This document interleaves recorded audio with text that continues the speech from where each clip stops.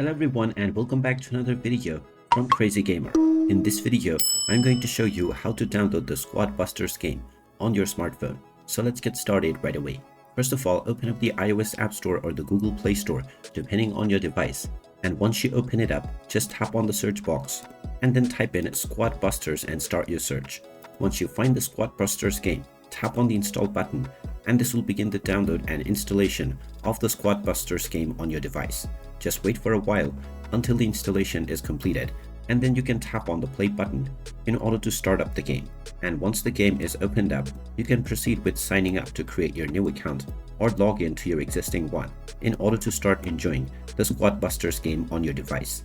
And there you have it. That is how easy it is to download and install the Squad Busters game on your smartphone. If you find this video helpful, make sure you hit that like button and subscribe to our channel if you haven't done so already. Also ring that notification bell to never miss another update from us. Thank you for watching and I will see you again in the next video.